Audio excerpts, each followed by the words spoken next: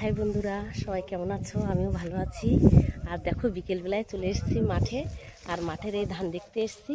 দেখো ধানগুলো কত সুন্দর লাগছে, আর সবে ফুলছে ধানগুলো। তো সত্যি মানে এই রকম সবুজ ধান ক্ষেত খুব ভালো লাগে।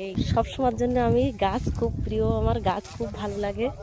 তো এখন সূর্যাস্ত যাচ্ছে, বিকেলের এই পরিবেশটা ভীষণ সুন্দর লাগছে। চারিদিকটা দেখো কত সুন্দর সবুজ ক্ষেত, ধান ক্ষেত। দেখো সুন্দর একটা পরিবেশ মাঠের, প্রচুর ঘাস এখন মাঠেতে। ধানের ভিতর দিয়ে আমরা হেঁটে হেঁটে যাচ্ছি, এত ঘাস যে রাস্তা বোঝা যাচ্ছে না।